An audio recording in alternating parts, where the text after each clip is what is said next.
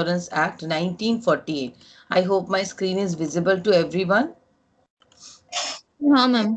Okay. The Employee State Insurance Act 1948 is a pioneering measure in the field of social insurance in our country. तो Employee State Insurance Act जो है, this is one such activity that has been undertaken as a means measure of social insurance. Social insurance मतलब हमारे जो समाज में, society में एक इंश्योरेंस बोल के जो चीज है उसको प्रोवाइड करने के लिए ईएसआईसी की सुविधा दी गई है. The subject of health insurance for industrial workers was first discussed in 1927 by the Indian legislature when the applicability of the conventions adopted by International Labour Conference was considered by the government of India. तो ये जो subject matter है, entire subject matter of health of industrial worker, इसको पहली बार consider किया गया था. Health of industrial worker consider किया गया था इन द ईयर 1926. ठीक है, तो इसको लेकर जो बात हुई थी या इस टॉपिक को लेकर बात हुई थी इन द इंडियन लेजिस्लेशन, आप बात कर सकते हो इंडियन लेजिस्लेचर, इसको एक फॉर्मलाइज करने की कोशिश जो की गई थी. This was in the year 1927. ठीक है, तो कब हुआ था? जब एक कन्वेंशन हुआ था. कन्वेंशन कहाँ हुआ था? इंडियन लेबर कॉन्फ्रेंस में. ठीक है, was considered by the government of India.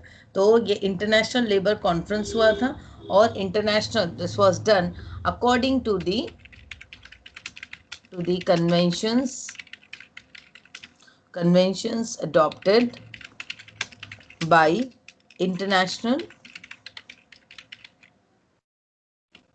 Labour conference. ठीक है, तो सीधी सी बात है 1927 में पहली बार हेल्थ ऑफ इंडस्ट्रियल वर्कर को कंसिडर किया गया था, मतलब इंडस्ट्रियल वर्कर के हेल्थ को कंसिडर किया गया था इंडियन लेजिस्लेचर में. ठीक है, तो कैसे किया गया था? सिंपली इंडियन ये जो कन्वेंशन हुआ था, in means convention adopted by International labour Conference, International labour conference हुआ था.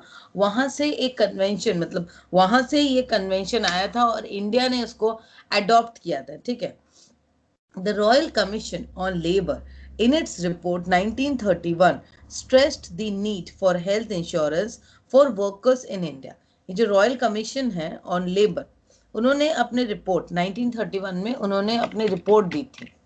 मैं इसको लिख दे रही हूँ, रॉयल कमीशन ऑन लेबर. उन्होंने अपनी रिपोर्ट दी थी, रॉयल कमीशन ऑन लेबर उन्होंने अपनी रिपोर्ट दी थी. In its report stress the need for health insurance for workers in India.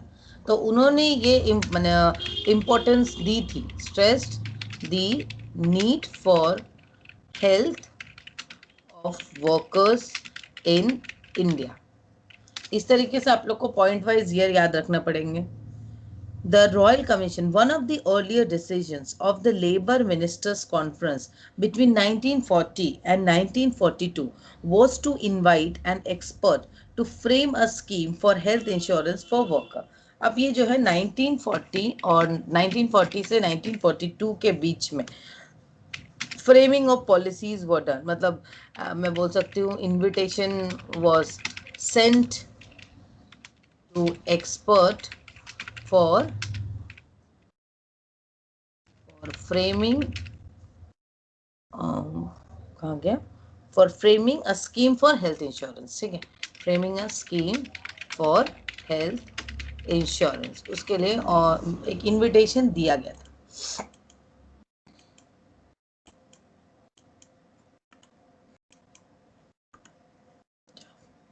ये हुआ 1942 for in pursuance thereof the responsibility for preparing a detailed scheme of health insurance for industrial workers was entrusted in March 1943 to Professor B.P. Adarkar. अब देखो 1943 में proper एक मतलब जो काम है, ये जो स्कीम बनाने का, मतलब डिटेल्ड स्कीम बनाने का, स्कीम प्रिपरेशन का जो काम है, preparation work was entrusted to, मतलब इसका काम को दिया गया था टू प्रोफेसर B.P. आदरकर. ठीक है, बीपी आदरकर को ये काम दिया गया था। Now who submitted his report in the year 1944. So he now submitted, इन्होंने सबमिट किया, कब किया था? Submitted the report 1944. Okay, ये हुआ. Now the Adarkar plan and various other suggestions emerged finally in the form of Workmen's State Insurance Bill. अभी आदरकर ने कुछ पॉलिसीज को लाया या उन्होंने कुछ कुछ चीज़ों को देखा, आदरकर ने ये सबमिट किया अपने रिपोर्ट को। अब इसको आदरकर प्लान और भी सजेशंस तो दिए गए होंगे ना वर्कमैन स्टेट इंश्योरेंस को लेकर। So suggestions emerged finally in the form of workman state insurance bill. तो ये जो आदरकर के plan, Adarkar plan and others suggestions emerged finally, तो ये suggestions को they come up like, वो कैसे आया था? वर्कमेंस स्टेट इंश्योरेंस बिल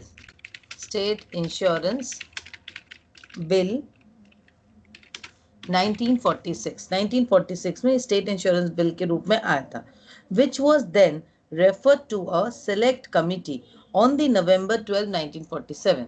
तो ये स्टेट इंश्योरेंस बिल जो है, नाउ दिस, मैं इसको शॉर्ट में लिख रही हूँ, वर्कमैन स्टेट इंश्योरेंस बिल, इसको दिस वाज रेफर्ड, इसको फिर रेफर्ड किया गया था।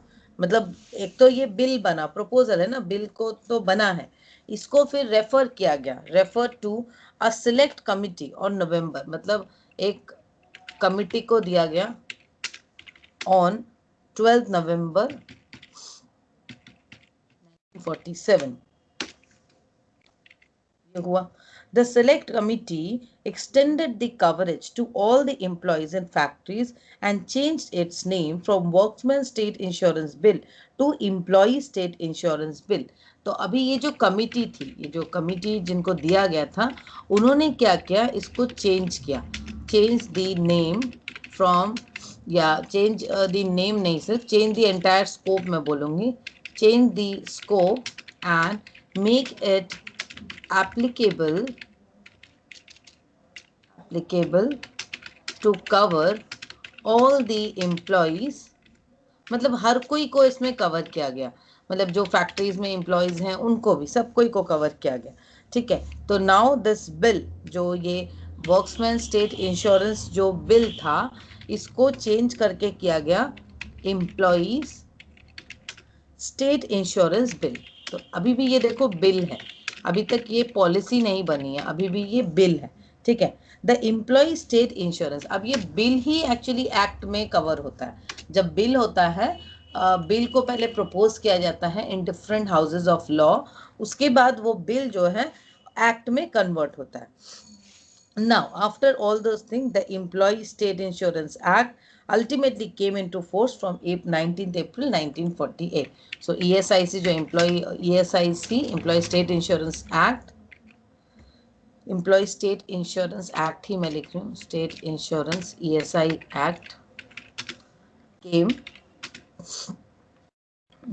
came into force from 19th April 1948. ठीक है, तो ESIC Act came into picture, or it was implemented in the year, it came into force with effect from, इसको लिख देती हूँ, came into force with effect from 19th April 1948. तो इतने सारे प्रोसेस हुए थे इसके पहले, उसके बाद अल्टीमेटली ESIC आया। ठीक है ना, मैं इसको यहाँ पे भी लिख देती हूँ तो आप लोगों को भी इजी रहेगा समझने में ना। अब देखो ये ESIC है क्या, हमें क्लियर है कि ESIC जो है, employ state insurance act, ESI जिसको बोलते हैं, ESI act 1948 is a piece of social welfare legislation. Very clear कि ये सोशल वेलफेयर, सामाजिक एक अपलिफ्टमेंट के लिए एक लेजिस्लेशन किया गया है। ये जो हमारे नियम है, लेजिस्लेशन में जो इस नियम को डाला गया है, enacted primarily with the object of providing certain benefits to employees in case of sickness. तो यहाँ पर मेन ऑब्जेक्ट क्या है इस एक्ट का, providing benefits, providing certain benefits किसको? To employees in case of sickness, maternity, ठीक है, maternity and employment injury, ठीक है, injury, and also to make provision for certain other matters incidental thereto, and other कुछ अगर matters होते हैं, matters incidental thereto, okay, ये हो गई. Now the Act, in fact, tries to attain the goal of socio-economic justice enshrined in the directive principles of state policy under Part 4 of the Constitution, in particular Articles 41, 42 and 43. तो ये जो है mainly जो act है, ये इसका main focus है socio economic एक जस्टिस देना या सोशियो इकोनॉमिक एक सुविधा देना. मैं इसको जस्टिस की जगह पर सिक्योरिटी बोल सकते हैं. आपकी बुक में it is given as justice, but ये सिक्योरिटी मेजर भी है सोशियो इकोनॉमिक, क्योंकि समाज में जब हम रहते हैं, अब जो अफोर्ड नहीं कर सकते हैं उन क्लास ऑफ पीपल के लिए, not only for them, for every class of people, medical facilities is very much required, ठीक है. तो ये जो सोशियो इकोनॉमिक एक जस्टिस देने के लिए, ये सोशियो इकोनॉमिक जस्टिस ही लिख रही हूँ क्योंकि this concept is given. Socio economic justice terminology is use enshrined in the directive principles of the state policy. तो ये कहाँ से आया है, इसका मेन मैटर कहाँ से आया?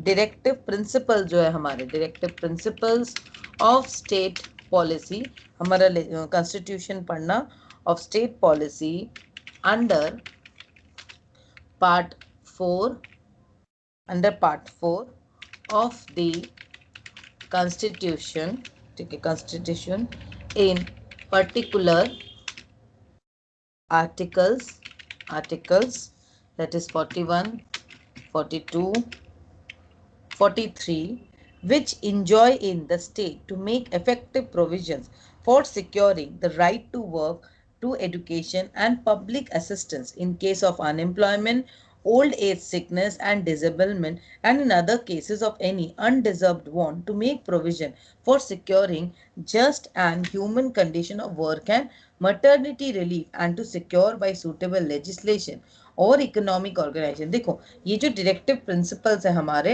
Directive principles of the state policy under part 4 of the constitution, ठीक है, इन पर्टिकुलर ऑर्डर्स, मतलब ये जो सोशियो इकोनॉमिक जस्टिस का जो कॉन्सेप्ट को लिया गया है, दिस हैज बीन डिराइव्ड, इसको लिया गया है from the directive principles of the state policy.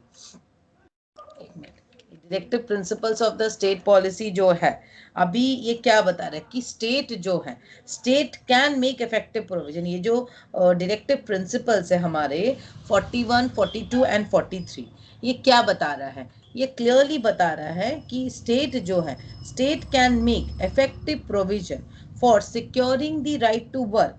मतलब स्टेट इफेक्टिव प्रोविजन बना सकता है for securing the right to work. मतलब एक समाज में जो लोग काम कर रहे हैं उनकी पोजीशन को सिक्योर करने के लिए, उनको पढ़ाई एजुकेशन प्रोवाइड करने के लिए, and public assistance in case, और पब्लिक असिस्टेंस भी दिया जा सकता है इन केस ऑफ अनएम्प्लॉयमेंट, अगर कोई अनएम्प्लॉयड है, ओल्ड एज हो या सिकनेस हो या डिसेबलमेंट हो, and in other cases of any undeserved want to make provision for securing just and human condition. देखो एक तो ये हो गई कि स्टेट जो है अपने वर्कर्स को के लिए सिक्योर करेगा राइट टू वर्क, एजुकेशन, ये सारी सुविधा दी जाएंगी. इसके अलावा जो भी एक जस्ट मतलब जो क्या बोलते हैं जितनी ज़रूरत है, जो बहुत ही निहायती ज़रूरत है human conditions for work and maternity relief, ठीक है, and to secure by suitable legislation or economic organization or in any other way to all workers work, a living wage, decent standard of life and full enjoyment of leisure and social and cultural activities. मतलब ये सारी सुविधा मतलब ये जो हमारे directives हैं, directive principles of state policy, वहाँ पे बताया गया है. उसके हिसाब से सोशियो इकोनॉमिक जस्टिस कॉन्सेप्ट जो है ईएसआई का आया है, ईएसआई एक्ट का. The Act strives to materialize these award objects, though only to a limited extent, Broadly, the benefits provided the act to insured person or their dependents are. अब देखो मैं ये डायरेक्टिव्स ऑफ स्टेट पॉलिसीज के बारे में पूरा नहीं जा रही हूँ, रैदर मैं अभी ईएसआई एक्ट के बारे में ही पूरा जा रही हूँ, द मतलब benefit provided by the act. तो मैं बेनिफिट्स के ऊपर ईएसआई एक्ट जो है, जो बेनिफिट्स प्रोवाइड करता है, मैं उसके ऊपर डायरेक्टली चली जा रही हूँ। Directives of state policy and constitution पढ़ने से बहुत टाइम लग जाएगा, तो let us move towards the benefits of ESI act, right. So first is periodical payment in case of sickness of the insured person. तो फर्स्ट चीज क्या आ जाती है यहाँ पर, पीरियोडिकल पेमेंट्स, ठीक है, payment in case of sickness, that is जिसको हम लोग बोलते हैं periodical payment in case of sickness. जो बीमार है उसको एक पीरियोडिकल पेमेंट दी जाती है, जिसको बोला जाता है सिकनेस बेनिफिट, सिकनेस बेनिफिट, ठीक है, फर्स्ट केस।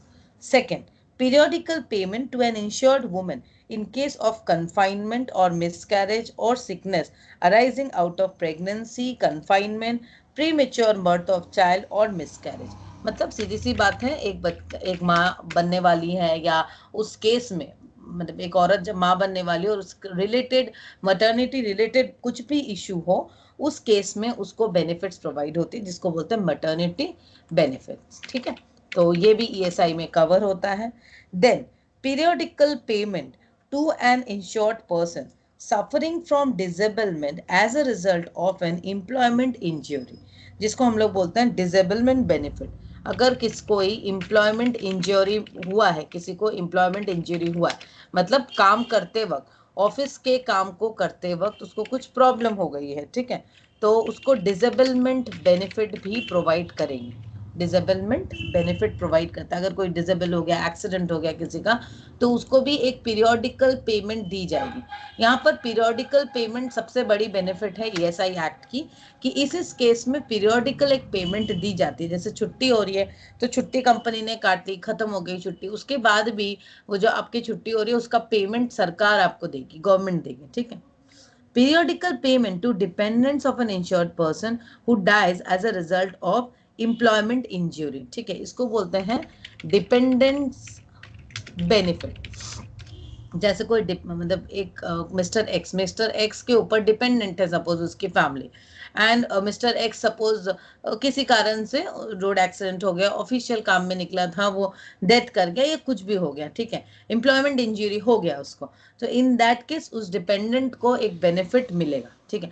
मतलब ये सब काम के दौरान में बता रहे हैं कि ड्यूरिंग द ऑफिस टाइम, मतलब periodical payment who dies as a result of an employment injury, ये सब कुछ एम्प्लॉयमेंट इंजरी को लेकर है। एम्प्लॉयमेंट इंजरी हुई और वो डेथ कर गया, एम्प्लॉयमेंट इंजरी हुई, डिसेबल्ड हो गया, तो उसको एक पीरियोडिकल पेमेंट मिलेगा। Medical treatment for an attendance on insured person, that is medical benefit. तो ये तो नॉर्मल सी बात है, मेडिकल बेनिफिट तो मिलता ही है, कोई भी बीमार है तो उसका medical treatment and all those thing. Payment for expenditure on the funeral of the insured person, यहाँ तक कि आपके ईएसआई एक्ट में फनरल एक्सपेंसेस भी देता है, मतलब कोई अगर डेथ कर जाता है तो उसका फनरल एक्सपेंसेस भी देता है of the insured person. Here employment injury includes, अब एम्प्लॉयमेंट इंजरी किसको किसको हम बोलेंगे, ये जब हम इतने एम्प्लॉयमेंट इंजरी के टर्म को बार बार यूज कर रहे हैं, एम्प्लॉयमेंट इंजरी, इसका मतलब क्या हुआ, एम्प्लॉयमेंट इंजरी को इंक्लूड्स ऑक्यूपेशनल डिजीजेस, फर्स्ट हो गई आपकी ऑक्यूपेशनल डिजीजेस, एक होता है ना उस ऑक्यूपेशन में कुछ ये होता है, and disablement may either be temporary or permanent whether total or partial। अब जो ये disablement है, this can be total, partial और temporary हो सकता है, ठीक है, और permanent, सब तरह का ही हो सकता है।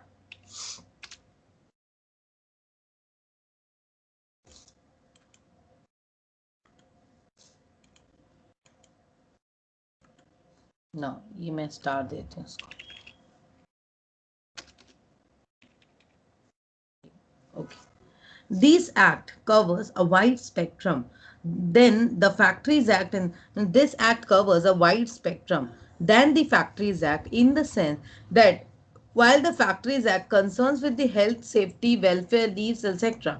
of the workers employed in the factory premises only, The benefits of this act extend to employees whether working inside the factory or establishment or elsewhere, or they are directly employed or employed by the principal employer or through an intermediate agency. The employment is incidental or in connection with the work in the factory or establishment, meaning thereby under the act is not the place of work but the nexus between the work and the factory or establishment to which the act is extended, that is material. देखो ये बता रहे ESI act जो है ये ज्यादा beneficial है या इसका स्कोप वाइड है rather than your factories act. ESI Act covers a wide arena than the Factories Act. Factories Act में क्या हो रहा है? Factories Act cover कर रहा है only the when employee is working within the boundary of the factory. मतलब factory के बाउंड्री के अंदर किसी को कुछ हुआ तो वहां पे उसको कंसिडर करेगा, ठीक है. बट ईएसआई एक्ट नहीं है, ईएसआई एक्ट इसको कंसिडर नहीं कर रहा है. The benefit of this act extend to employees whether working inside the factory or establishment or elsewhere. वो कहीं भी है, वो directly employed है, indirectly employed है. So here under this act it is not the place of work but the nexus between the work and the factory or establishment to which the act is extended, that is material. मतलब यहाँ पे boundary of the factory is not important in ESI Act. Rather, if employee and employer relationship exist, वो important है, and also the nexus of scope, मतलब मैं या तो and also the scope of work is important. मतलब वो कोई काम में है, ये important है, वो काम के रेंज में है, दायरे में है, वो अपने काम को कर रहा है, यहाँ कर रहा है, वहां कर रहा है, किसी ब्रांच में कर रहा है, रोड में कर रहा है, कहीं भी कर रहा है. तो इट डज नॉट मैटर कि वो डायरेक्टली एम्प्लॉयड है, प्रिंसिपल के अंदर है, इंटरमीडिएट एजेंसी के अंदर है, क्या मेरे फैक्ट्री के एस्टेब्लिशमेंट के अंदर है, बाहर गया, इट डज नॉट मैटर. जैसे फैक्ट्री एक्ट में क्या है, फैक्ट्रीज एक्ट सिर्फ कवर करता है health, safety, welfare, everything in the factory premises only. मतलब वहां पे सिर्फ फैक्ट्री प्रीमाइसेस का कॉन्सेप्ट आता है फैक्ट्रीज एक्ट में. The benefits of this act मतलब ESI act extend to the employees whether working inside the factory और एल्सवेयर, कहीं पर भी हो. मतलब ईएसआई एक्ट जो एक्ट है इसका स्कोप काफी बड़ा है, ठीक है. Extensive regulations have been framed under the Act to identify the employees who would be entitled to the benefits. The employees are to be registered and their contribution cards and identity cards are to be prepared. मतलब ये एक extensive regulations है, ठीक है, इस act में to identify the employees who would be entitled to the benefits. The employees are to be registered and their contribution card. मतलब इसमें जो legislation है वो extensive है, extensive legislation in the sense जिसको ये benefit मिलता है, beneficiary जो है उसका proper क्या करेगा, कार्ड बनेगा. एम्प्लॉयज रजिस्ट्रेशन, उसका पहले रजिस्ट्रेशन होने का ज़रूरत है, ठीक है. रजिस्ट्रेशन होने के बाद and their contribution cards and identity cards, तो उनको एक contribution card and identity cards would be prepare. Identity cards उनका प्रिपेयर होगा, ठीक है. An employ therefore has to identified in the records of ESIC so that he is entitled to claim various benefit.